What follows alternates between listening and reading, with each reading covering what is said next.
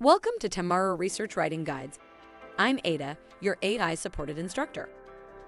In this video, we will learn how to write a research paper from scratch. Subscribe now and never miss our research paper writing guides.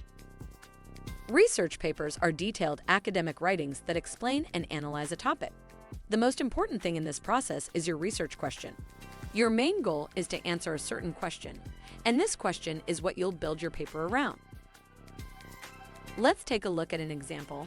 This question focuses on the effects of social media on children. So, it is very specific, easy to comprehend, and relevant. The very first step in writing a research paper is coming up with a question like this. The second step is doing a literature review. This is where you review various sources to get familiar with the field. You just need to analyze the existing research in your topic and gather information from different sources. The literature review also helps you identify missing points in the topic and gives you an idea of what to research in your own paper. You need to come up with a summary after the review, like the one you see in the example. It shows that the writer did a good research on social media's impact on teenagers and came up with a deduction. Next, you want to write your thesis statement, which is the central piece of your research paper. It should help your readers to know what to expect from this paper. When writing yours, make sure it's very specific, clear, and has a strong stance. Continuing our example on social media, this example shows the focus of the paper perfectly, as it signifies the following sections will mention the effects of social media usage. So by now, you have your thesis statement and a helpful literature review. It's now time to do your research and create an outline. When doing your research, you should always go for credible sources. So what does a credible source look like? They usually highlight the authors who have affiliations with reputable institutions. Credible papers are also analyzed by a handful of professionals.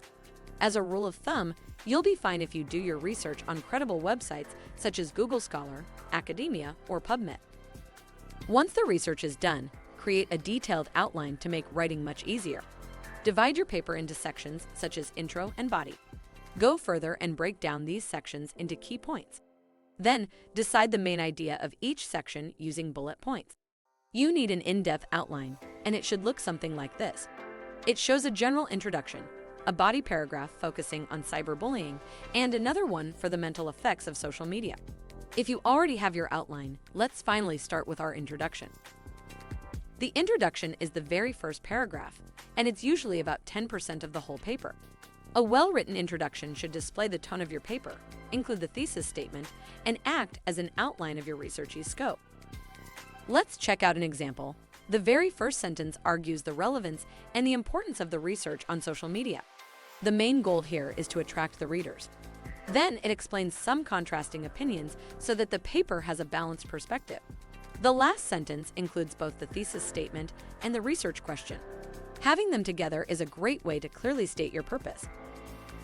Body paragraphs are where it gets a bit complicated. They make use of your sources and show detailed information, back up your thesis statement, and confirm your argument. A paragraph consists of two main parts, your topic sentence and supporting evidence. Topic sentences guide your reader through your paper. The one you see is a great example as it is clear and aligns with the thesis. Following this, supporting evidence and citations help you confirm your claims with credible sources. See the example to understand how the writer incorporates previous research on social media into their paper. So, what does a full body paragraph look like?